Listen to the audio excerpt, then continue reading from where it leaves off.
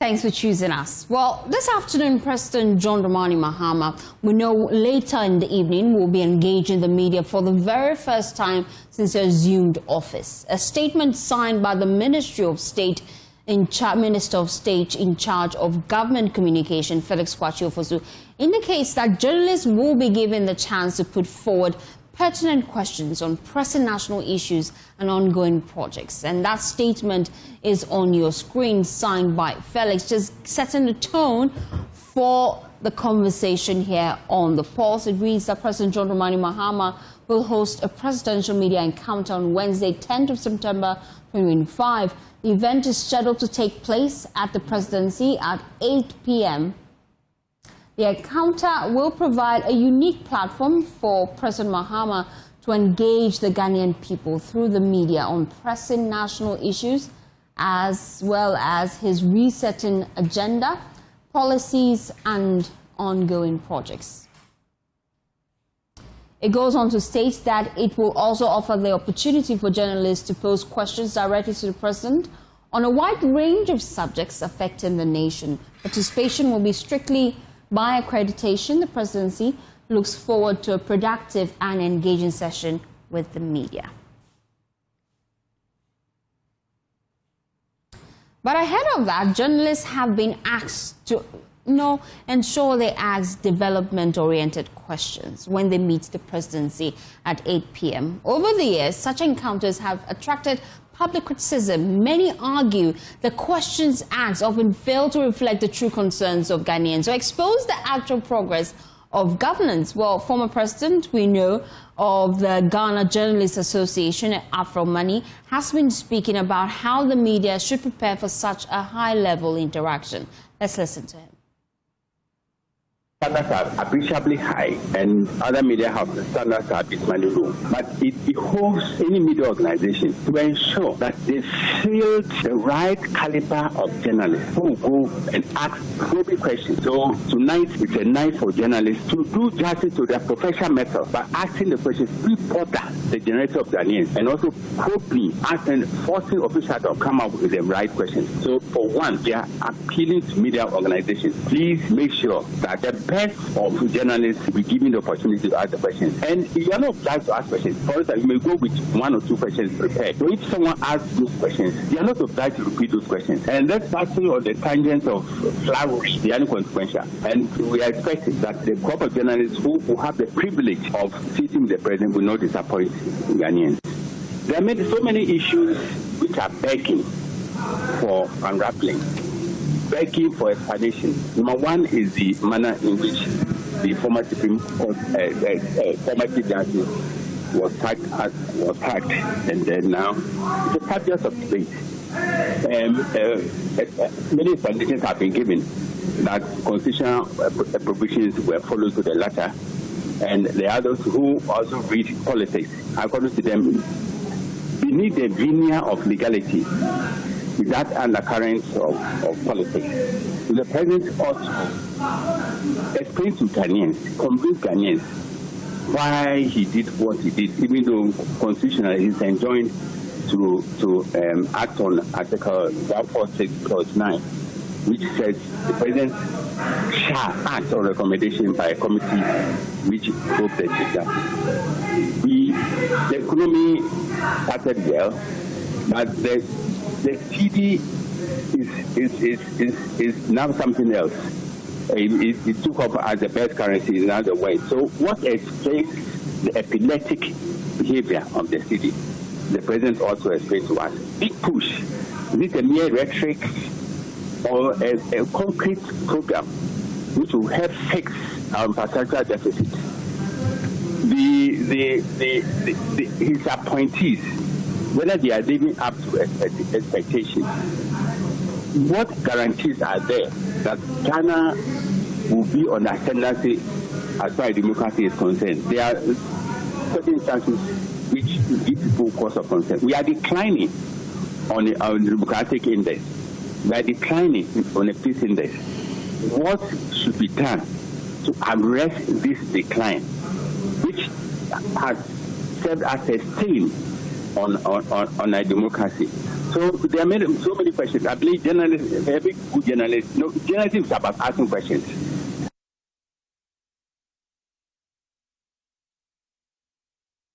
Now, President Mahama is no stranger to such engagements. During his previous administration between 2012 and 2016, he held several of these media encounters, similar to those organized by President Kufuor, late Mills, as well as Nana Addo Dankwa Akufo-Addo.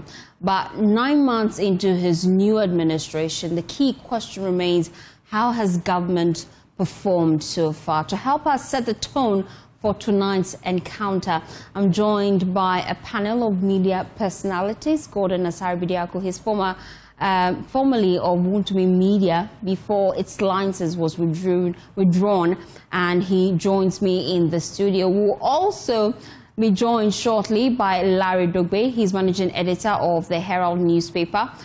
Just to set the conversation ongoing. Later, Suleiman Obrahima, the Executive Director of the Media Foundation for West Africa, will be joining us here on the pulse as well.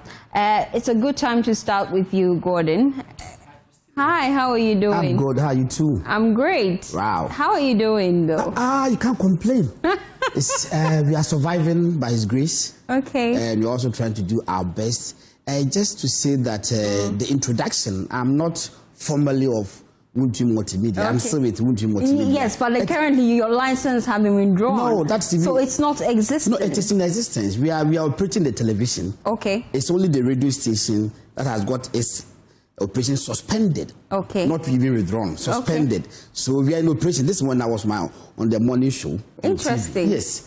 So you're still in the game. But what's the challenge, really? Why haven't you been able to fulfill all your obligations? That's a question fit for the gods to answer. Because... the gods, yeah? Yeah, for the gods to answer. Even the gods are not drunk. There was a statement issued from National Communication Authority, NCA, and they outlined certain things that we, in quote, were in deficit of satisfying them. But per my checks with management and even with NCA, we have satisfied everything required of us.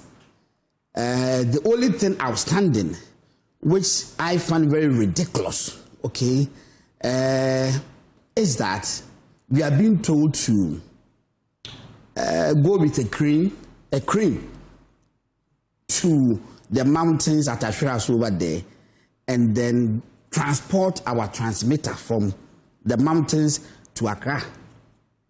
And then the question I want to ask, all the transmitters on that mountain, whom do they belong to? They're all for media houses in Accra. So why should Wontumi Multimedia be an exception? All the transmitters, in fact, where our transmitter is situated, it's just on the same plot with a radio station. I just don't want to, maybe in course, I don't want to indict them. I wouldn't mention their names.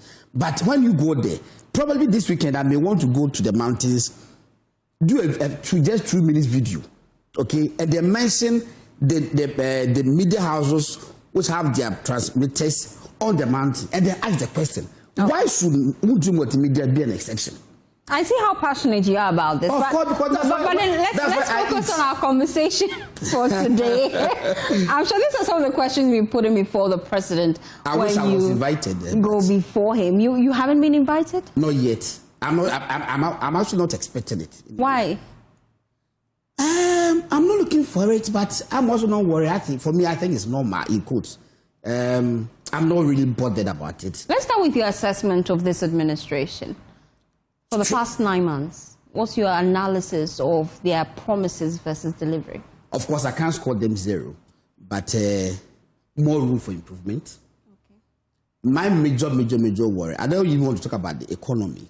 My major worry is about insecurity.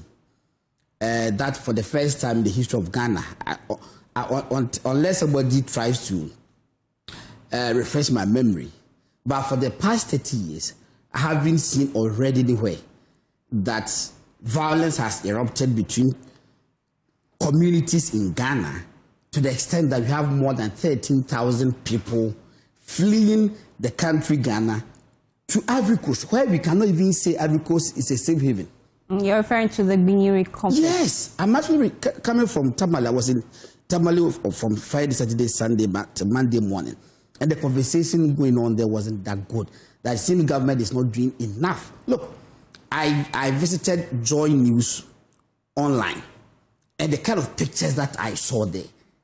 My mom is getting to 80 years, okay? And I saw a picture of probably somebody, a lady, a woman of around 90 years. And I'm trying to picture myself hearing that my mom is fleeing from her home in Santasi just to even say Bantama, which is just 4 miles apart. She can't survive it. So I'm just thinking, how are they surviving it? 14,000 people, and then we have 48,000 Ghanaians being displaced. It's different from you traveling from Tamale to Azim on your own volition, that you have prepared, that you've told your niece or whoever that I'm coming there tomorrow.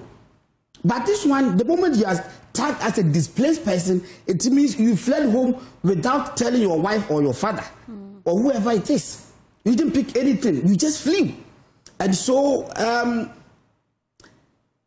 I think we have to do something about that, or that insecurity matter. And then something that I find very worrying is the process of arresting people. Okay, let me tell you my own example. I have been arrested before. Yeah. Recently, I think 2nd April. In my absence, I was called that officials from OSP were after me. So they came to me in my absence. I took their number from the receptionist, then I called the officer in charge. And so I heard you were looking for me. What is it? So they wanted to have a conversation with me. And I said, okay, well, I mean, as a law-abiding citizen, I said, so should I come to the office? They said, yes. I said, why not? So I drove on my own volition to the office. In fact, on my way going, I called them. That, is this something that I may need a lawyer? Then they said, oh, it's optional. I said, okay, fine, let me go. Because for me, I don't think I had done anything to warrant any arrest or whatever. I went to OSP. We had 2 interrogations. After some hours, they said they had arrested me. And I needed to bring 2 sureties, 5 million Ghana cedis. So what were their concerns, really? Oh, I will tell you. Yeah, tell me. So I called the sureties to come. They filled the forms, and I was allowed to go that same day. I wasn't handcuffed. Exactly. I wasn't handcuffed. Because you met the terms and conditions. No, it's not a matter of meeting the terms of condition. I'm looking at the decent way of inviting people. But what you said, what is the decent way? You drove there voluntarily. Yes, they came to me, okay? They came to my office, probably to come and invite me. Okay? And I went there on my own. So if I've come there on my own, the decent thing to do, interrogate me. Indeed, if even you have to detain me, you can detain me. I'm interested in what the concerns were when the OSP invited you. I have a very ridiculous charge against me, to the extent that I had said something on air. I don't know whether, well, it's not in the court, so maybe I could, forgive me, I could mention it. Okay. I had said something on the radio and television that I heard that the OSP was, at a point in time in his life during the previous government, requested that he should be given a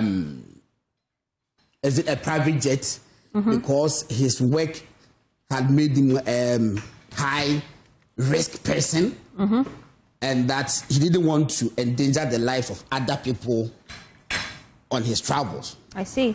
Yes. So that's what I said. 2 weeks later, then they came to invite me and then I went there. So whilst you were before them, what specifically did they say the charge was? The charge was that they wanted me as a journalist to disclose my source of information. Did you? Why would I do that? Then I'd rather go back to the classroom as a teacher.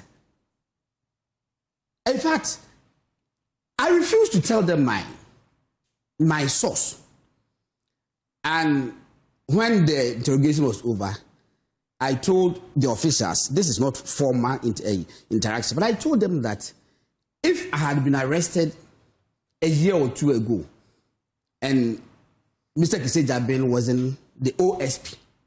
He was one of the first 3 lawyers I would have called him. That lawyer Kisejabin, I have been invited by a state institution and they are demanding that I should disclose my source of information. And I'm sure Kisejabin will have blasted whatever institution it was. I told them that.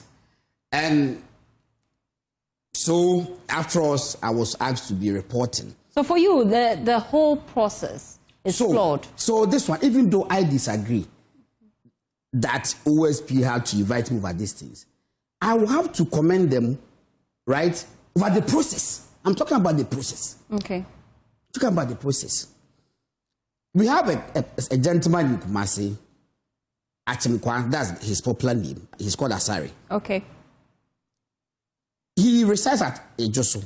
Around 4:30 p.m. Just hold on yes. that. I'll come to you to complete that. But Larry joins us in the studio. But he's late. Let me finish. He's late. Let me finish. Larry, hi. Larry joins us in the studio. Larry Dogbe, he's managing editor for the Herald newspaper. We appreciate your time. Like this. That's the problem. Yeah. Yes, of course, of course. Okay, please, over to you. Great. In fact, when I was arrested late in the night, around 11:30, he called me. Okay. Yeah, he called. But let's go back to your story before you forget. So what I'm saying, so this gentleman who is a colleague of mine at Wunjimoti, around 4:30 p.m. when he was just walking the streets of Ejoso in Kumasi, a car stopped by, people jumped from the car, pounced on him and arrested him. Management of Wunti Multimedia had no prior notice of him being wanted by any security apparatus in the country. So when news got to them, they went around and said, this thing has happened. They went to police headquarters in Kumasi, NIB, wherever they wanted to find. They didn't get him. And so they were advised to lodge a formal complaint at Ejoso police station of a missing person. So for you, that process is flawed. But in your case, it wasn't the same, was it? In law, it may not be flawed. In law, it may not be flawed. But what will happen if NIB said, we are looking for this gentleman? So communication is a problem. Of course. Okay, that's your analysis. So your key concern, security, and also communication when it comes to inviting some of the key individuals that the OSP has over the period. The danger is that anybody at all, some hoodlums anywhere can pounce on you wearing any black, whatever, brown, and they say they are from national security. Okay, let me come to Larry at this point. I want to start with your analysis. Key concerns you have for this administration, 9 months so far. How would you rate their performance, promises versus delivery? I think good afternoon to you and then our viewers. Promises versus delivery. I'll give 7 out of 10. Okay. That's above average. I think so. 7 out of 10. 7 out of 10 because then I think that it's early days yet. We've just taken over. I mean, what you said on the platform is different from the reality on the ground. Okay? Now, the two of us, we've been in this space for some time, and we know what it is, where, during the campaign, you say, when you come, you deal with Mr. A or deal with Mr. B or this one, or with them within 24 hours. You get it. And then you take over. And people are beginning to ask you about but you said you're going to deal with Mr. A. But Mr. A is still working free. What happened? Let's bring the conversation home. Who is Mr. A? We have to identify Mr. A. Let's find Mr. A. Yes. Okay. You get it. So wait, your concern is with the work of oral. Is that the case? Oh, no. It's not just oral. I mean, for me, oral is not the definition of criminal prosecution. Okay. No. For me. But are you impressed? So far, there were so many expectations people had for oral and seeing prosecution immediately after the committee was done with their work. Are you impressed with their work so far? I don't know whether we are attributing all the prosecutions or some of those ones that have been started to Ora. If we are, then one or two criminal cases are ongoing. But if we are not, then I think that it is what the Attorney General tells us. That is what we need to go by. Because for Ora, I don't think... Yeah, they had a committee. Yeah, they had a committee. It was just a committee. There was a lawyer, there was an auditor, there was... and they handed over their work to the Attorney General. Exactly. So it's for the Attorney General to, see whatever raw material that, that was gathered, and then they point out that, okay, this one, you can take it to court. The other one, you can't go to court. This one is a moral argument, and the other one, it has some criminality in there. Now, so I think that, and it just also coincided with the legal vacation. So the courts are not working now. Maybe after the legal vacation, then we can now see, okay, whether or not other cases are also going to be put before court. Because, I mean, you listen to the ground and people tell you that, but you said you're going to prosecute this person. You cannot afford, not to punish anyone. People have to be punished for whatever it is that they did. It's up to you again to go and tell them that, oh, this one, yes, we said it. This one was done. But when we investigated it further, we noticed that this is actually the story and not the other one. Hoping that people will buy into it. People might not buy into it. But at the end of the day, engagement is a process, like he was alluding to. Communication is everything. Yeah. Yes. If you need to, it's it's what is called participatory democracy. And each and every one matter in this particular game. So engage the people, tell them that, hey, we said this, but this is what it is. We said that, this is what it is. But this one is prosecutable, this one is not. And I think that you'll be able to carry the people along better. But as journalists, you've been in the space for a while, and you have been around throughout different governments, different administrations. How would you rate the performance of this administration, first 9 months, when it comes to the economy? Let me just take a bite on the Ora, just a minute. Okay. For me, when NDC used to sing Ora 2024, I was thinking that it was just a call for fight against corruption, which has been the plank of major campaigns previously, and the MPP started singing Woyomi, Woyomi as a major campaign song. Right, so I was thinking it was just a call for... You also sang so. Yes, you did. Only I had a voice. You do, pa. and so I was a bit surprised when the party won an election, and then the president set up a committee to go ahead with that Ora. This thing, but the purpose of the committee was to gather evidence, you see, which was crucial if the Attorney General was to go ahead to prosecute. No, you see, in the course of gathering evidence, the former Auditor General himself said some of the things could not stand a test of time. Look, the Attorney General is somebody I hold in high esteem. Very revered person. If Supreme Court judges are holding him in high esteem, how much more me? You understand? So I was thinking that the president to have, a discussion with him that this is what they've done. Please, you go ahead. But the moment they created that creature, there's something called Ora, and they put values to whatever crimes to the extent that people, according to Black himself, about 21 billion Ghana cedis or dollars.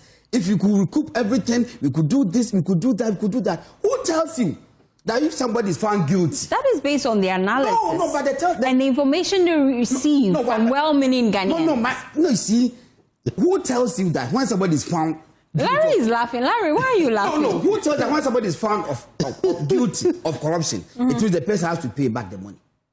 Who tells you that? No. So there's a fine. So, exactly. And then there's also, jail term. Yes. Or both. Most often than not, it's the jail term that you serve. Most often than not. Most often. Tell me somebody who has embezzled money of even say 2 million Ghana cedis. Fund you they say paid back the 2 million Ghana cedis. Oh, Atuasian. Oh. You see, that was when that happened just about 2 years ago. When the pre-bargain. You see, when the pre-bargain. But at this point, I have to come in. Yes, please. Larry, let's go to the economy now. Okay. Because he's the one digressing. No. If we leave your friend, so on the economy, come back home. Well, let Larry make his point, then you take over. Okay, fine. Please. Okay. On the economy, by and large, I think things are. I mean, when you listen to the finance minister, I mean, he tells us that things are looking better now, and that I mean, arguments have also been made about the dollar, the rate at which the cedi was falling. Yeah. Then we were seeing that, in the petroleum pricing and every now and then. Impressive performance of the cedi within the first few months. Yes. We're concerned now because we're seeing a little changes. Yeah. But then so far.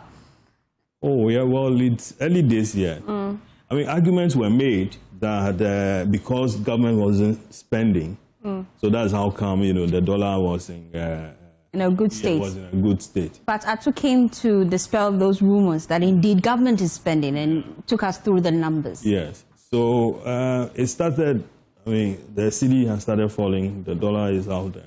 Maybe he would have to come and explain to us again why the recent development. At least, as I said, that would also encourage people or give some level of hope to people that even though it is falling, things are being put in place, for the way forward. Other than that, I mean, it's like everything becomes political, game as we always see it. But I mean, inflation was also put in check. Yeah. The price of goods and services, that was, every now and then you go to a point. It got to a point where under the previous government, you go to shops and then they had peeled off the price tax. Yeah. You remember that? I remember. Yes. So, I mean, you notice that there was a claim that you go and pick the thing from the shelf. And then it goes up. Yeah. By the time I experienced a similar situation. I went to buy something. Next week, I went back to restock. Yeah. And it was almost twice the price. Yeah. But then even with this administration, one thing we're failing to see is the reduction in the cedi reflect in the cost of goods and services. Some people are still holding on to the old prices, failing to reduce prices. So although we're seeing gains, we're yet to fill it in our pockets. I don't know about you, but I'm speaking for myself, Larry. Oh, no. I mean, we don't buy from different markets. We don't buy from different... Yeah, we don't buy from different markets. It's the same market that we are buying. I know, it's the attitude of the Ghanaian. Okay. It's the attitude of Ghanaian, where when prices are going up, it's blame on government. Now, when there's a price fall, they tell you that, what? It's an old stock. Exactly, that we are trying to clear. Yeah, exactly. And the old stock never runs out. But is there a way we can even deal with this? I think Rollins, the PNDC, tried before, price control, all those things and all. Probably this administration should want to look into that. You don't want to go there because then you will be accused of trying to that it's a free market. Allow us to price it. If you go to his shop and he wants to sell it 5 cedis, and you come to mine and I want to sell it up market, that is my shop, and then over and luxury and all that. That's your market. So they tell you that it's a free market that is determining whatever. So allow it. But I noticed that in Europe, things are not like that. So because of the European Union, whatever, if this phone is sold at that amount, it's the same way when you go to country B, then country C. So they have so much control. Their regulatory systems are quite effective, as opposed to here where it's a free-for-all.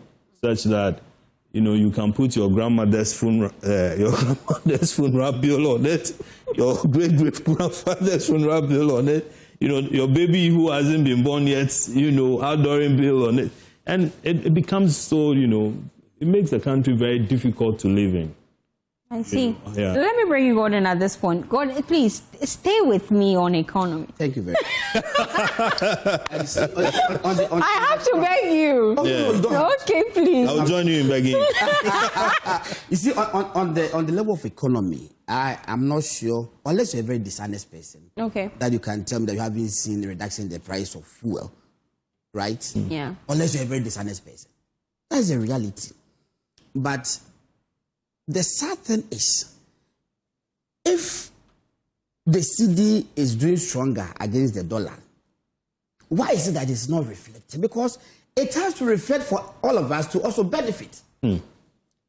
But because of, in quotes, dishonesty on the politicians, that's why we are where we are. I quite remember when Honorable Kitamon was the trade minister, and then the price of cement was skyrocketing. And he was proposing the introduction of that LI to try and place a What happened in Parliament that time? It was then this that was in opposition. They kicked against it. Price control. Ironically, MPP is a Liberal Democratic Party. So they are supposed to promote free markets. But they realized that realistically, Ghanaians were suffering at that time. And that some companies were taking advantage of the Ghanaian. And so they needed to come to our rescue. But the NDC opposed it. For me, who goes to China or Turkey, imports goods that can last for the whole year? That can last for the whole year, even 6 months. But they say, oh, we have the old stock. That is where we are now. Politicians should find a way.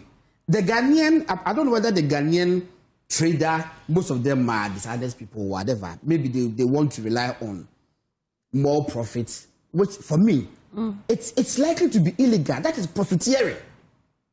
If you get your profit, that's fair deal. But the moment you want to profiteer, that is illegal. And there's a way we have to deal with that.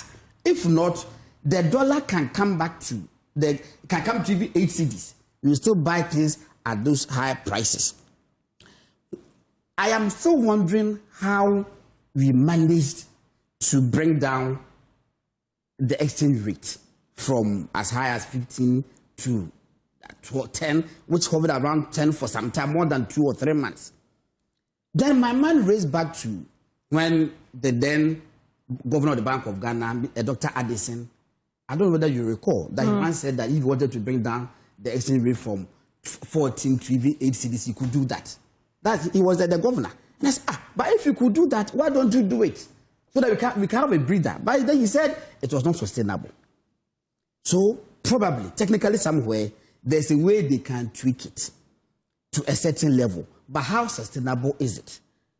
Can the government at any point in time give cogent reasons why the dollar will be fighting stronger against the cedi, so the cedi will be fighting stronger against the dollar, and then in 2 weeks' time, the cedi so much weakens that you have a certain media house, is it Bloomberg, they said cedi was something where eventually somebody came to dispute that.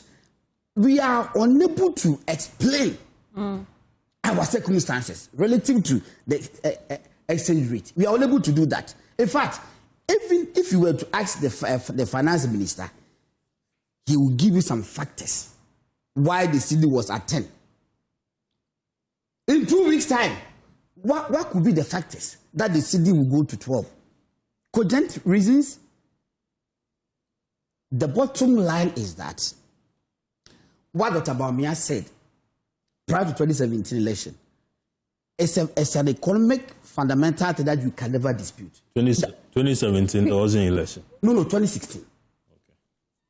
That when your fundamentals are weak, the exchange rate will expose you. Because Gordon, let's go straight. Weak. No. You can't say that. If we're going to go by that, comparing the value of the cedi as at the previous administration and now, we've seen some gain. Of course. So if the concern right now is about the fundamentals, and if you're linking it to the exchange rate, it appears that this administration is fixing the fundamentals. Larry, do you agree? No, you see, I haven't even given a damn verdict on it. Okay. Yes, but what I'm saying is that it is an economic truism that when your fundamentals are weak, the exchange rate will always expose you. Look. So we can say this administration is fixing the fundamentals? Of course. Okay. They are doing something better. And they have to be encouraged to do more. Okay. Or you thought I was going to say something otherwise? Oh, no. Why? You were a bit apprehensive. when you see, me, let me tell you first thing. Me, I'm listening I'm to a you. realist. Okay. Me, I'm a realist. Devoid of political colors. No, I have political colors. I'm an MPP person. Okay. But I'm a realist. Okay. Okay? I have just commended the government. You cited the example of petrol prices. Haven't I said so? Yeah. And you think I cannot also condemn them? What I'm saying is that we are Larry, why is Larry smiling? what I'm saying is that we are Larry wants to say something. Oh, fine. Larry, why are you smiling? No, I mean, I'm just enjoying listening to him. He's my brother through and through. So I'm enjoying listening to him. Mm-hmm. You know, the fixing the fundamentals will require that we work on. I mean, the economy is import dependent. Everything we import. I mean, let's count it in this room. So very often, all that we make to hold up the CD and as well as pay our, our debtors and so on, okay, it's influenced by whatever it is that we are producing here and eating here. Mm. You get it? Yeah. So, I mean, for me, I was so excited when President Akufo-Addo, started with the one district, one factory concept and so on. It looked beautiful on paper. Mm. And then, but the implementation, to what extent did we realize the benefits of that? Okay. Okay. To what extent what benefit did we derive from that? Very often what we heard, or I heard, was that, loans were advanced to, foreign companies to build their, more like, to incentivize them at, at low interest rates, to incentivize them to be in production. We look more for the job creation aspect of it, rather than producing things that we could consume here to reduce our, every now and then taking huge sums of dollars out there to go and, bring back goods for us to consume. So I thought that with the factory concept, a lot was going to be realized, but I don't know whether anybody has done any analysis since then. That, okay, how many of such factories are still in production, and whether or not they are meeting, whatever it is that we consume here. You get it? So the fundamentals can't be fixed when we are still importing huge, we are still importing huge goods from outside. Again, when our mining, our minerals and so on are in the hands of foreigners, most of the mines we have, concessions, they are owned by foreigners. So they do the gold, take it out there, go and sell it, and then keep the money there. Whatever they bring in here, it's more for production. And that is something the Gold Board is seeking to deal with. So the Gold Board concept too has also helped, to some extent, to check the dollar, as well. Yeah. Okay. And the fact that, we are retaining a lot of dollar here. At the end of the day, a lot of that money would also go into servicing our debt. And once you don't make enough, the little you make, you have to go and pay some Obia Udinika. So fair point. As we wrap up the conversation, though, I can see a lot of comments on our social media handles. We'll try to read some of them. People have questions. They are hoping that we can ask those questions for them later this evening when we meet the president, and we'll be reading some of them to our audience who are following on all our social media handles. But as we wrap up the conversation, let's do our analysis of the media and freedom of speech under this administration. I'll start with you, Gordon. How would you rate this administration? Are we free to express ourselves? I'm not sure I can say so. Gordon, are you sure? Yeah, I'm not sure I can say so. Oh. We could do better. I pity this current government and the successive government. Why? Because, you see, social media is taking over. How do you control social media? It's very difficult. Very difficult but doable. But because of the hypocrisy by our politicians. There was this footballer in UK, I think he was called Mwamba or so. Who kicked the somebody died on the pitch. And then he was an opposing fan. Okay. So he tweeted that there he lies down on the pitch about to die something because he didn't like the yes. They faced him out. In fact, he was due to write exam in his university. They faced him and they suspended him for about, I think, 6 months or so. Let me tell you, if you're to be in Ghana, no government will survive that. The moment you do that, the opponents will come after you. That's why I'm saying that for me, I pity this government and the successive government because it seems to me that the battle is now being shifted from traditional media to social media. We have to take a look at it. I'm a journalist, I'm a trained journalist, like my brother. There are several things that we see. In fact, even you cover some stories, but realize that when this thing comes out, it will not to the benefit of anybody. It may create chaos. So you may not want to publish it. But I can bet you, modern day social media people, they don't see anything. It comes out, in quotes, raw. How do we deal with that? I will leave it there. I will encourage the president. Like, he wrote a letter 11th February 2022, when he was the opposition leader, to then certain President Nekufuado, that it was not democratic for the then government to suspend the licenses of radio stations. He wrote an open letter and then accused the sitting president that he was directly ordering the suspension of licenses of various media houses. And that under his tenure. Do you have a copy of that letter? Yes, I have it here. I can read it. Let me see. Okay. Okay.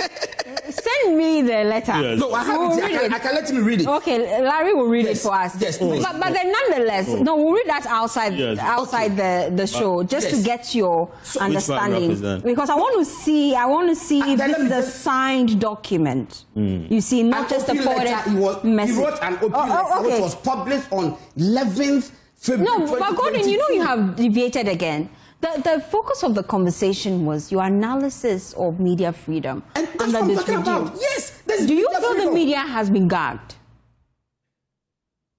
To some extent, yes. Okay. So that's your analysis? Yes, to some extent, yes. Okay. And that's why I'm using his own letter that he wrote to the sitting president. Okay. Don't forget, President Mahama is a member of Ghana Journalists Association, in good standing. Yes. So I expect him to live by his words, by the letter that he wrote to then sitting president, whom he called his brother. Okay. Okay then. Let me wrap up with Larry. Your assessment, media freedom under this administration. I don't know where my brother is coming from. Exactly. We have to trace where you're coming from. Thank you. Because we are here. That what? We've been here. That what? I mean, Gode. Yes. Who has gagged you from practicing? No. Who has gagged me from practicing? It's not about gagging. No, I'm talking about press freedom. It's not about gagging. No, press freedom. Yes, but press freedom. There's a difference between press freedom and gagging. Okay. I'm not talking about gagging. Oh, no. If it was gagging, I wouldn't be here. You won't allow me to talk. Okay. No, but he's defending his point. No, okay. But let's Larry gagging him. Yes, thank you. Let Larry speak. Okay. Please, I think press freedom, have it. I think that we always see the Journalists Association president. Yeah. I mean, doing press conferences upon press conferences every now and then. His point really, it's about people, let's say, security people who, I mean, molested journalists. Yes. One way or Joanna Blake Manor. Exactly. That we have condemned, by Yes, the way. and so Ablekumanov had to do with a police officer. No, yeah? Yeah. A police officer assaulted a journalist and also an individual as well. Thank you. And then the which one? The one that had to do with the military guy. Yeah. You get it. McDan's place. McDan's, Carlos Coloni, my colleague. But these are, incidents where journalists have been abused. Sure, I agree with you. But these are security people who obviously need some level of orientation as to how to handle the media. That they should see their work, or they should see their work and vis-a-vis that of the journalists as a partnership. Because if you're doing the thing and you fail to do it right, I mean the journalists could put it out there and help correct you if I'm on the right track. And so I don't think that government had gone out of its way to say that, hey, you can't practice here, you can't do this, you can't do that. Has that ever happened in Ghana before? No. I mean, it has never happened that media has been gagged, right? No. Sure. We had incidents where the president and then President Rawlings wouldn't do the press meet the press. Yeah. But after President Rawlings, President Kufuor did. President Nana-Addo did. Yes. Mills did as well. Yes. Akufo-Addo did. But Mahama, he's been doing it. Yeah. And today he will do another one. So I think that our interaction, yes, I'm going. I hope you're going to. I was invited. Oh, to call Felix for Sukwate. I'll just forward my question to you. Hey, no. You have to be there. I'm entitled to. You have to be there. That was on the lighter though. For me, I'm never worried about these things. Yeah. And then, see, when people say, oh, they didn't invite this person because when it goes, the question that I'm asking, is there a journalist in Ghana who ask President Mahama that he cannot answer? Okay, please. Let's wrap up the conversation. Okay, we just have 1 minute each for both of you. Okay. Your expectations ahead of today's Meet the Press. And then we've been hearing from Alfred Money saying that when it comes to encounters like this, we need to groom the kind of journalists we send out for events like this because of the concerns about lack of quality in terms of the questions that are posed before the president. You agree? No. I disagree. I also disagree. Why? What concerns you may not concern. Exactly. Every media house has its, media style. journalistic style. Yes. You get it. And so you don't tell, as you may see, go and ask this, and then I'll be saying, don't ask that. No, it's an open field. The very moment the floor is open for you to ask any question, go out there and allow the person to ask the question. Okay, we can't all be the same. Somebody will start with a long preamble. My brother, somebody called me yesterday. He said he's a water tanker drivers association leader or something. And he has a question for the president. Yes, he spoke to me for about 30 minutes. Then, yes, his concern was that. So we shouldn't stop them from expressing themselves. The only thing is that it shouldn't be long, meandering question. Just go straight to the point. And then just ask your question. I mean, the president will have to answer. If he doesn't have the answers, his ministers are there, his appointees are there. And so for me, we shouldn't restrict people. But for me, I feel that... Life is not all about the economy, I'm telling you. Life is all about Galamsey. Okay. For me, I feel that just one as question... a journalist, I thought you should be concerned about Galamsey. Of course, I'm concerned. Yes. There's no way I'm sure he has a concession somewhere. No, I don't. My father's hometown, they do a lot of Galamsey. Is your father involved? No, he's gone. He went 22 years ago. Your cousins? Okay. No, nobody. If we leave this studio, we won't leave the studio anytime soon. But it's great to have had you. I think that the president will have to tell us something about the National Service, Secretariat. Okay. Really? Events there are not looking good. Is that why they changed it's not. Events there are not looking good. Wow. But with Galamsey, is he doing well? Galamsey also. I mean, Galamsey just claimed the life of Omane Buama.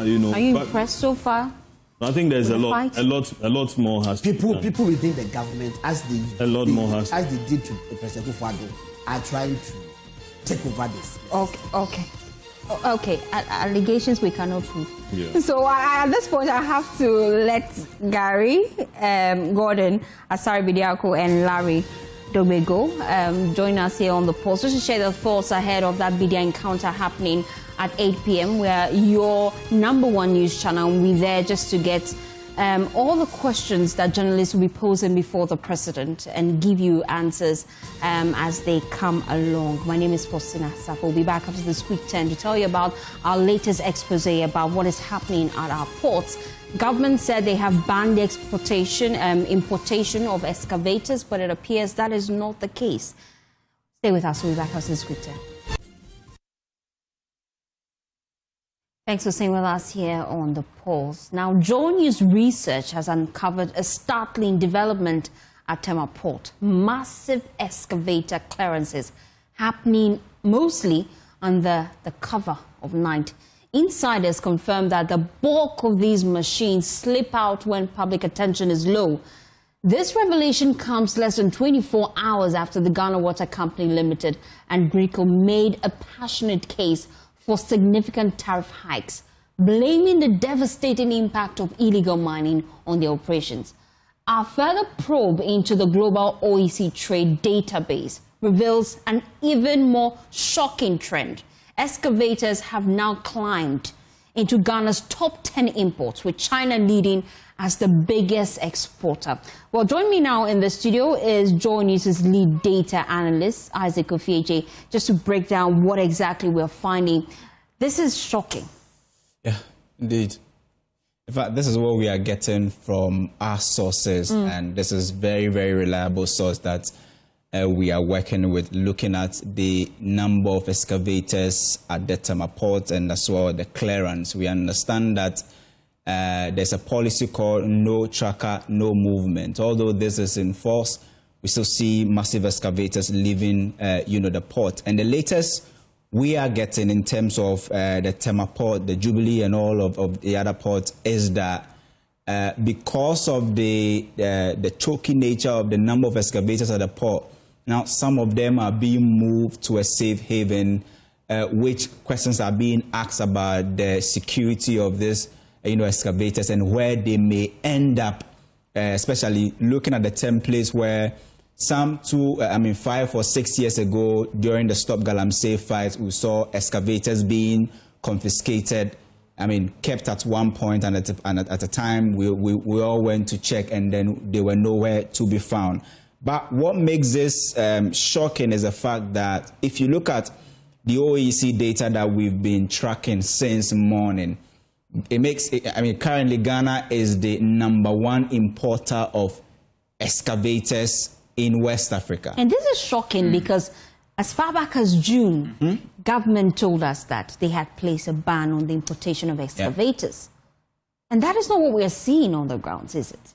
Well, the data shows that, and per what we are learning from the port, even as of 27th, August, excavators were cleared from the port, and we have evidence to actually show that. And in fact, if you look at the numbers that I was talking about, Ghana now is the #1 importer of excavators in West Africa. That's at Ghana's OEC data. The OECD. Look at Ghana's, landmass and compare it to that of Nigeria in terms of even the economy of Nigeria and Ghana.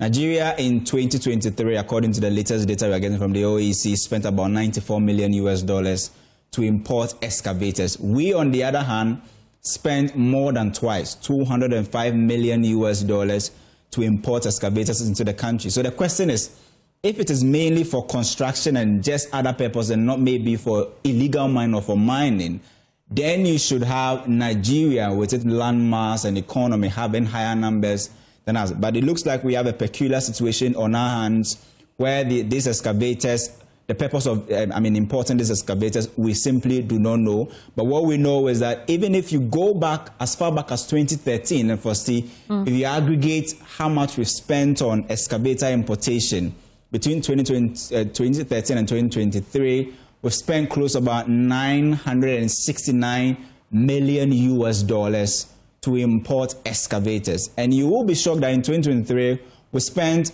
more on excavator importation than we spent on telephones or mobile phones, than wigs, than refrigerators, than computers, right? And that is a big worry, especially looking at the fact that in the entire Africa currently, we are only second to South Africa at the moment. We spent close to about $436 million on excavator importation. We are doing higher. I mean, if you take away South Africa, $205 million is a big import bill that puts a lot of pressure also on the city. We've been asking around, asking our sources how it costs to even clear one excavator. Although we don't have specific numbers yet, but we understand that it requires a lot of cedis, between 100 to 200,000 Ghana cedis to clear one excavator. And the big question really is, what are they using the excavators for? And in fact, the transport minister in June said that per the data they have, the arrivals in terms of excavators into the country was around 200 excavators per day.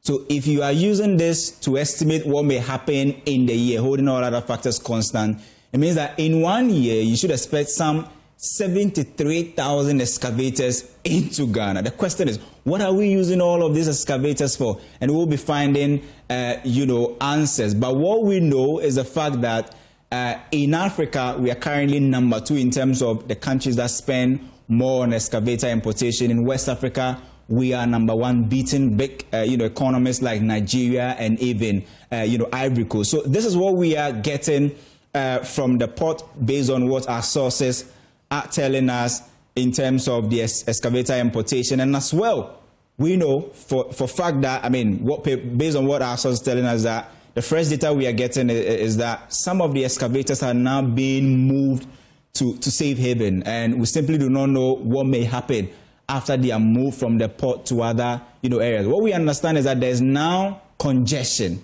at the port because of the delay in the clearance. But although there are new rules and policies, we still have information that shows that there is that regular clearance of excavators from the port. And we understand that just one excavator for steel has about 2 batteries that cost more than 30,000 Ghana cedis. That's what our sources are telling us. It takes a lot to actually import excavators. So it is possibly only those with deep pockets who are in this business, maybe individuals and firms. But we are still gathering data on what we are learning so far for Steve. Okay, Kofi, stay with me. I'll come to you just to get more information as to the calls you've been making to try and get answers as to why this is happening. But this revelation raises eyebrows because government has long declared a ban on the importation of excavators, just like I told you. And a key part of efforts to clamp down on Galamsey and protection of the nation's water bodies was one of the reasons they gave for that. Now, that happened as far back as June. The Ministry of Transport rolled out the No Permit, No Excavator directive, insisting that no machine could enter the country without express clearance. The Transport Minister, Joseph Bukari Nikpe, made that revelation at that time, and he stressed that this was to ensure that there's strict compliance with mining regulations. But the big question now is what changed? And for some answers, let me bring you this interview that the CEO of DVLE, Julius Nikwe-Kote, made with my sister station, our sister station, Asempa. He admitted that there are challenges when it comes to tracking excavators once they leave the port. Listen. When they look at the excavator registration tool, any is a excavator fighting Galamsey no. Let's always pray for Jomani Mahama. Oh, we look at this instance. We registered some excavators at the port. We tracked them. They said, no, that one we didn't even register them, but we tracked them. Because they said we were going to Burkina. Hey, 2 a.m. and I got a call from one policeman. Yes, we're in the they've taken the tracker off, put it in an Uber car, and the car is going to Bukina, and they've directed the excavators. Meanwhile, warning for registration of excavators. Within 2 weeks, we registered 5,902 excavators only in Ghana.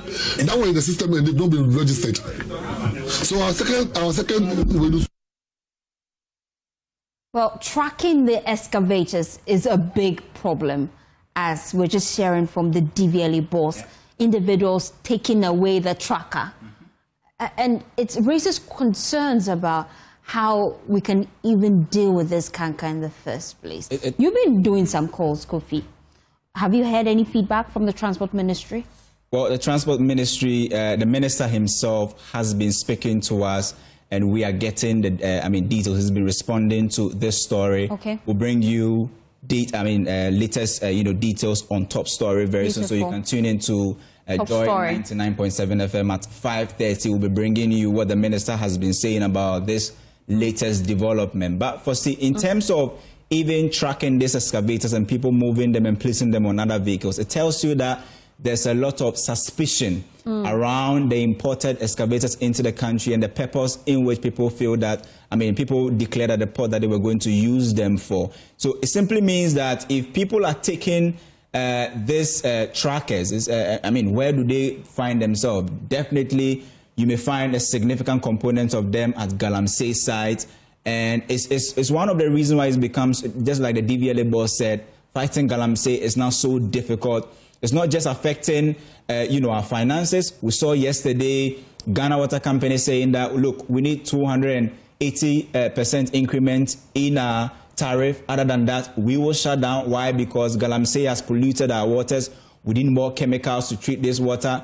Gridco yesterday is also saying that illegal mining is affecting their transmitters. They need more money to protect these transmitters. Who is going to pay? They are pushing the cost on consumers. And so the fight against illegal mining is now or never. We either do it now or never. And it looks like although government is putting measures in place, people are still trying to find ways and means to create loopholes and use those loopholes to actually inure to their own benefit. So it's not surprising that we are seeing the clearance of excavators at the port, and then also the congestion we are seeing, and the fact that per the latest information we are getting and the calls we've made, some excavators are being moved. And according to our source, it started somewhere around last month where some of the excavators are being moved to what they call safe havens. Where they will end up later on, we all don't know. And what we are scared about is we don't want to repeat what happened 3 or 4 years ago when excavators were confiscated from illegal miners, and at the end of the day, nobody got to know where they ended up. Thank you so much, Kofi. I will be monitoring this situation at 5:30 p.m. on Top Story. We'll give you the response of the Transport Minister, who has been addressing some of the key concerns that we have raised. Our research desk has been doing the digging. But let me bring in Samson Awingobit. He's the leader for the Importers and Exporters Association. We appreciate your time here on the polls. Now, I know that as far back as June, government placed a ban on the importation of excavators. I can ask you this question because you're also an importer yourself. And then we know that moving forward, you would need a license to import excavators. Without clearance from government, you cannot do that. Is it the case that your members are boycotting the process? Can you hear me? Loud and clear. Good afternoon, and good afternoon to your cherished viewers and listeners. Madam, I must say that the Minister of Transport is one of the problematic minister that we are having in the system. Why is that? The Minister of Transport has contributed to what we are seeing now, this canker in the country. The Minister of Transport has created what we now have party boys and girls or middlemen who are running to these excavator importers and asking, give us this amount of money. We will go and facilitate for you to get a permit and clear. But these allegations we cannot prove. Let me state clearly.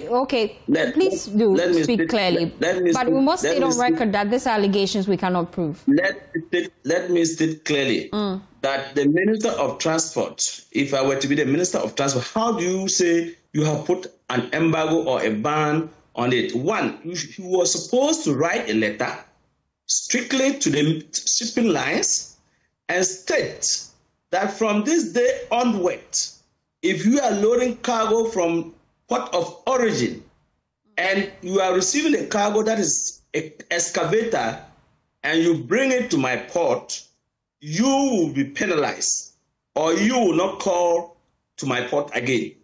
You will be banned. Then you issue a statement to say any importer from this date, if there's a cargo on an excavator in the high seas coming, is not parked, and those that have landed in the country is not parked. But from this date to this date, if one load an excavator to a shipping line or to a carrier or to a vessel If that vessel arrives in my country, you stand to pay penalties of this, and the importer too will be held reliable. This is how Minister of State does things. Explicit, communicated, and to warn port authorities, if a ship landed in your port with an excavator, do not clear that vessel. Do not allow that vessel to discharge those excavators to your terminal. Let it turn it back to where it's coming from. This is how a Minister of State should take charge and show authority that this is, because I have given my cut-off date, I have given lineage to people whose cargo or whose goods are in the high seas coming, and I said from this date, as we speak, maybe today is on the 10th, isn't it? Today is 10th September. Yeah. From 10th September, if you don't have a vessel coming in the high seas with an excavator, but by 30th, if you are a vessel and you are going to load to Ghana and you are getting a cargo that is indicated excavator, and you still bring it to my port, you will either not be allowed to come to my port, or when you arrive at the port authorities should not allow you to discharge that excavator to their terminal because you will hold them accountable. This thing that we are seeing would have been proper thing. Then you then allow those cargo that had landed and those cargo that was on the high seas coming to be cleared under the tracking system that they are talking about. Then you tell them, if you clear your cargo, please, if I see your excavator, find its way to Galamsey's area, count yourself, you will no longer have access to this excavator. Explicit. If one says that, oh, my excavator are not for Ghana, but they are going to, they are going to inland countries, i.e. Burkina Faso, Mali, or Niger, you will not use only the tracking system alone. You will line them up, give them an escort, police and custom escort them to that border. Make sure they are exited. They entered into the other part of the world. You allow me coming at this point. We're just hearing from the DVLA boss tell us the difficulty they are facing even with the tracking system, where that is why you have trackers installed on the excavators from the port, but then before they get to their destination, they have taken out the trackers, and it's a big problem for them. And so they are leaving the blame at your doorstep, because as importers, you have to be transparent with your dealings. Is that not the case? Firstly, that is not the way it should have been done. I saw when the Burkina Faso guy brought in his trucks, his equipment, and they were leaving to Burkina Faso. I saw how they were lined up. I saw how they were escorted till they get there. That is what we are talking about. You are saying you are no longer going to receive excavator. If a shipping line is bringing excavator, that is distinct for Burkina Faso. That is distinct for Niger or Mali. You will make sure that straight away from the port, when they come, there will be a one-day exit. Then you give them a full force. Custom preventive is there. Police is there. Escort them. Exit them. We do not want them in our land. That is how it should be. You should take a bold decision. And so, yes, I can agree. I admit that you put a tracker. The tracker got a point. The tracker is moved into Uber.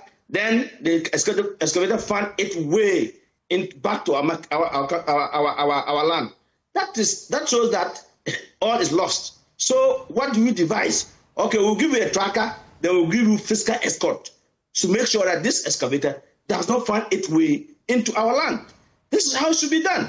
So I was expecting the minister to have been bold, to say, look, clearing these excavators to the minister camp, to Burma camp, or wherever they are going to keep them. How long can the minister continue to carry this risk? If you put excavator is parked at Burma,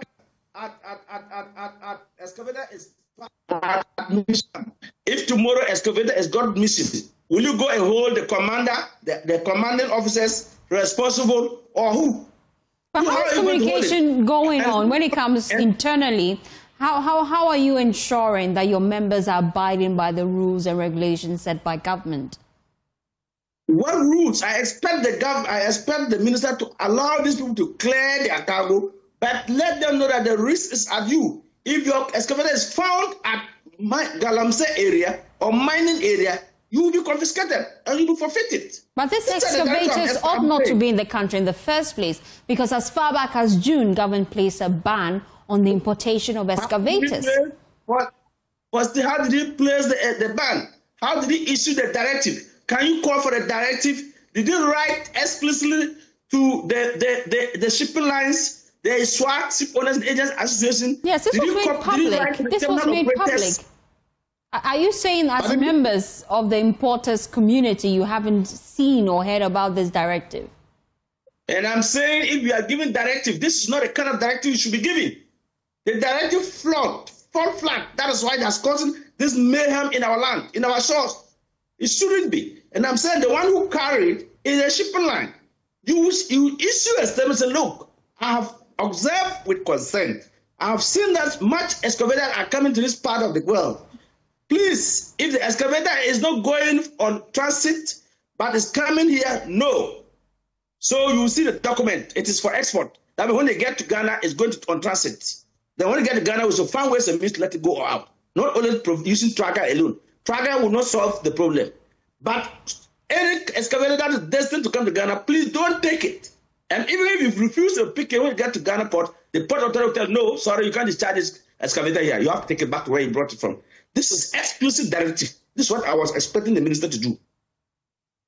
Which he did not. So he has created this problem for all of us. And now they are running header scatter, carrying them to Misha camp, carrying them to Burma camp. How long can you continue to cater for this? But if he has given out a standing warning to the shipping line, to the carriers, they will never bring it. If the importer gives the cargo to them, they will say, no, your country would, if I get there, they will surcharge me. Or even if I get there, they will not allow me to come to their port. Okay. I'm not ready to take that cargo. Okay. Thank you so much, Awingobit, for your time here on Joy News and on the Pulse. We appreciate your time. It appears you're leaving the blame on the doorstep of government. But away from that, 2 firefighters and a pregnant woman injured in the Ghana National Fire Service. As the Ghana National Fire Service, I beg your pardon, battles for nearly 24 hours to douse flames that gutted a warehouse owned by some Chinese nationals at Latebiokoshi here in Accra. The firefighters, we know, are still battling that massive flame at the warehouse. And it's almost 24 hours. They tell us they've been able to contain the flame. But according to the Ghana National Fire Service, the blaze has been difficult to bring under control because of the nature of the items stored in the facility. So as we speak, there's still pockets of flames. My colleague Adobe Asari was there, and she found this report. The National Disaster Management Organization, NADMO, has confirmed 2 firefighters and a pregnant woman injured as the Ghana National Fire Service strive to quench a destructive fire that gutted a warehouse owned by some Chinese individuals at Latebiokoshi here in Accra on Tuesday, September 9 around 4 p.m. Mohammed Bada is the Ablekuma Central Municipal Deputy Director in charge of administration and operations for NADMO. Yeah, it was, they fainted. So they are the fire service officers. They, because of the smoke, and then they tried to go inside actually. And then one person fell from the top. But he has been admitted. He's currently at the hospital. And then 2 of our municipal guards too had casualties. One pregnant woman, because of the flames that entered her, she has also been admitted at the hospital. So the damages, everything is gone. There is nothing that we can say it is recovered for them to take it, right? So 2 houses, or I can say 3 houses, is partially burnt. You understand? And then we can recall that initially we thought it was 2 cars, but when we entered inside, we know it is only a car that is burnt inside there, totally burnt. There is nothing that can be taken from the car. You understand? So far, that is what I can report. The Greater Accra Regional Minister Linda Oklu, who later arrived at the scene, says the nation will bear no cost since the fire was caused by the owners of the warehouse. The fire is here to give us the cause of the fire, which we already know that they say is the fault of the Chinese. Are you getting me? So my point is that if it's the cost, this shouldn't be a burden to the government. And so those affected areas, we are going to tax them to be responsible so that they will take care of the affected houses. And so that is what we are going to do. Are you getting me? We already know, I mean, when we got the news, the fires were here, and per their report too, like I said, it's the same thing. And so they cost us, so they have to bear the consequences. Assistant Chief Officer Rashid Nisawu explains that the service is taking long to quench the blaze because of the nature of the items in the warehouse, which are preventing the water from reaching the base of the fire. The nature of items that are here are these sandals, canvas, shoes and other things. So the way they have heaped them is such that when you pour water on it, the water doesn't get to the seat of the fire. So we have now decided that we are bringing in an excavator to pull out some of these fire loads and allow us to put water on it to cool it and finally extinguish it. The National Fire Service says it remains hopeful that the blaze will be brought under control by the close of day. Reporting for Joy News, Adobe Asari, Latabia Koshi, Accra. Well, let's explore this further. And join me now is Rashid Nisau, his Greater Accra Regional Commander for the Fire Service. We appreciate your time here on the Pulse. Just give us updates. You've been there all morning. Have you been able to tame the flames?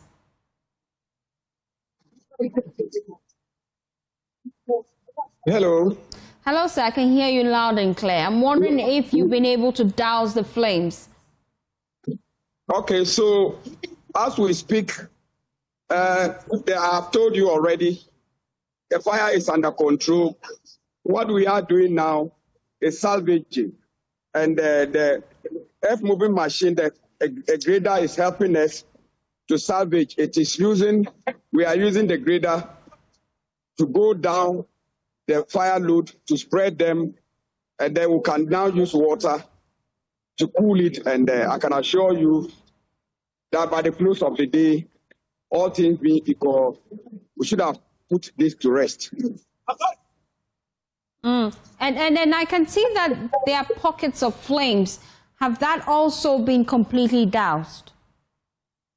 Yeah, as for the pocket of flame, like you have said before, because we are doing salvaging, wherever there's excessive heat, there's likely to be flame emanating from those pockets, and we are ready to douse it by the close of the day. Okay, and so far we're hearing of 2 firefighters and as well as a pregnant woman injured. Do you know the state of your firefighters? Are they better now, receiving medical care? Yeah, the two firefighters currently are receiving medical attention. I cannot confirm to you of any pregnant woman, okay, as you have reported. I cannot confirm that. What I know, as at yesterday, is that 2 firefighters fell from a height and they have since been taken to the Kolebu Teaching Hospital. One is not even a uniformed man, he is a civilian, and one was a fireman, and currently they are receiving treatment at the hospital. I've sent the Metro Fire officer to go and visit them this morning, and they are doing very well. I'm sure by now they should be discharged for them to go home. So it's only one firefighter, the other is a civilian? Yes, one firefighter, one fireman, and then a civilian. They are not 2 firefighters. It's one fireman and then a civilian. I can't confirm the pregnant woman, please. Interesting. So far, based on your analysis on the grounds, have you been able to identify the source of the flames based on the interviews you've had with individuals around?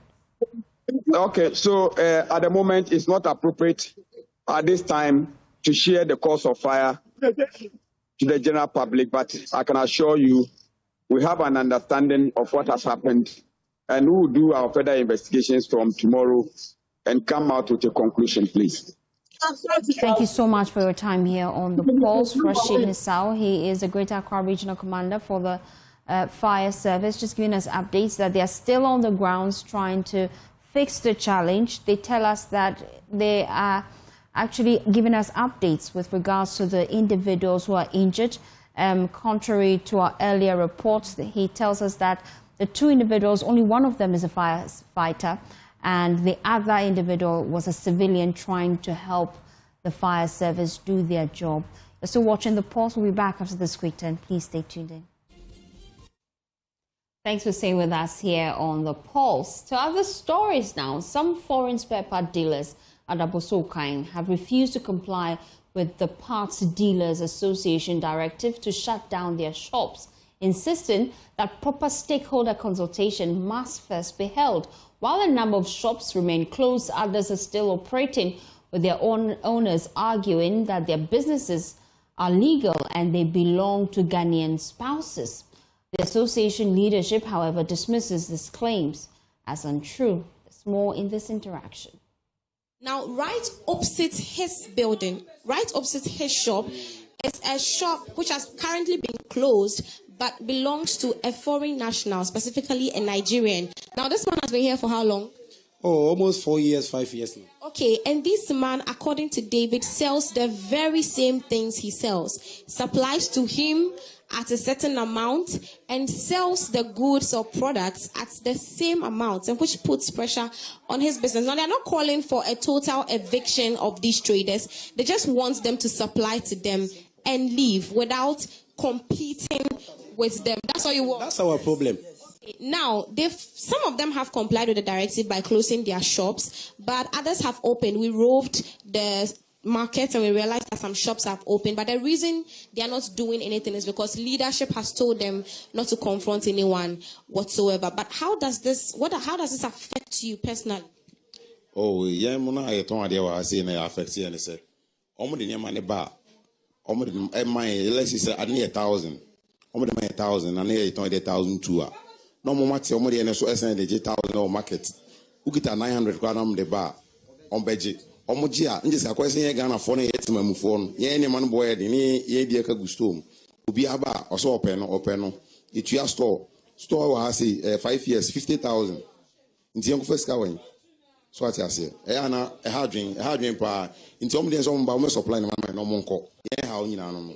Then I'm penny for David Patroba ni mama. Then I'm penny for your farm because me buy na me no kasa mo catch me say, oh, shops near 2 months, sometimes by 3 months, no man say be. Then of course I'm trying to say a meeting last and then we raised that concerns there. So from that, no more time say omuntum. We started yesterday. We started Monday. By a share and then Wednesday and still like be into high. You who say we don't know. So he answers, sir. Ebia ya 2 na 3 months no omo ebie no den meeting na akoso ana sika be no makotu ya ne we the Ghanaian shop owners we don't know. Ebia after 1 month 2 months. And 3 months na omutum. Ebia 3 days. Abros one 1 week. I buy the padlock se be lock. You hu ya say aban ebie. E ma san ebie yo madwuma se ne edwuma na. By mremu and what's a banisa? On supply na man nko. Even got supply also come here field ni so I say. As come here outside I was so kind. Na nka ye akofo na man no woni dey begu ye stone. Ni ye aton. Because how ye dey. A whole team in Nigeria enko ji store enko ton ade send ye ti. Say e ha dwen pa. Ye ton ade wa say asisi ye ton ade wa mo say ne ma boy dey. Obi aba so Nigeria for. So this is the situation here at Abosokan where Ghanaian traders' businesses are being pressured by these foreign nationals, especially Nigerians. They keep mentioning Nigerians. According to them, they don't totally want the eviction of these nationals. They just want them to supply to them and leave the business for them. So that's the situation here. For JoyNews, my name is Adobe Asari. Residents of Kintampo North in the Bono East region are grappling with a lack of potable water and a crumbling road network, a dual crisis that local leaders say is choking development within the area. Member of Parliament for the area, Joseph Kuma, in his interaction with my colleague Anna Sabit, details the struggles in the community in this report. The Kintampo North municipality, known for its vibrant culture and agricultural potential, is being strangled by a lack of two most basic necessities, water and roads. For the people living here in communities like Benkrom and Tairukra, it feels like the end of the road, a place where the daily struggle isn't for luxury but for survival's basics, a drink of clean water and a path to market. Member of Parliament for the area, Joseph Kumajakala, shares the struggle the people here go through. From Benkrom down to Tairukra Mahamakura, by March of every year, the Honourable Member of Parliament will have to be carrying tankers, water tankers, to supply the communities with water. The most pressing crisis is hydration. The absence of potable water is not just an inconvenience, it is a public health emergency. And this year, for instance, when basic schools were undertaking sporting activities, we had to supply them with water tankers throughout the municipality. And so Kintampo North is in dire need of water. The MP's appeal is direct and desperate. He calls on all benevolent groups to come to the aid of his people. So I call on community water and sanitation. I call on all well-meaning Ghanaians that the center of Ghana is without water. As if the water crisis isn't enough, getting anywhere is a battle in itself. The road network is a crumbling web of dust and ditches crippling the local economy. Municipal Chief Executive Isaac Jonko laments the negative effects of the situation on his people. The road network in Kintampo, it is really a very big challenge. Since 1992, I can tell you that there is a small portion of Kintampo which is less than 4 kilometers that has tarred roads since 1992 up to now. And it has been a very challenging issue, which when you ask anybody within the Kintampo North municipality, he will bring it as an issue. Let's put it aside. There are other development challenges. Apart from the road network internally, moving out.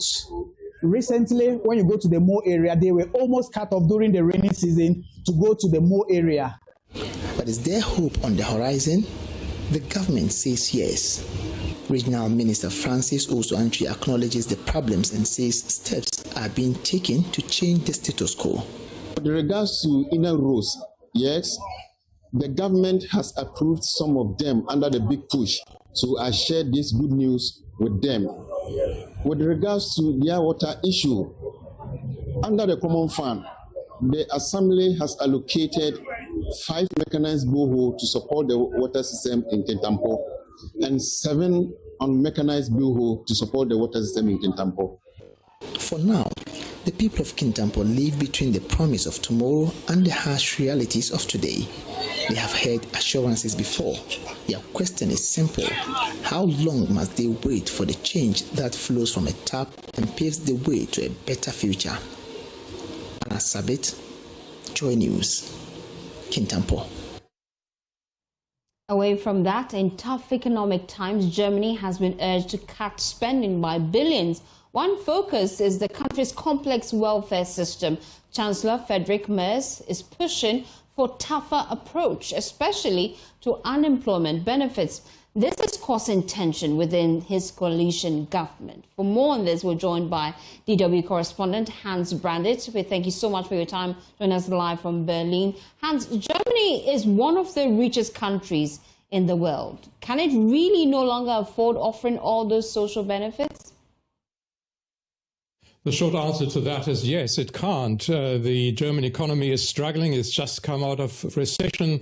It's facing a difficult situation in its relationship to the United States, in its relationship to China and other international markets. So tax income is not what it could be. So cuts need to be made across the budget here in Germany, and that includes social spending, which will also need to face some cuts.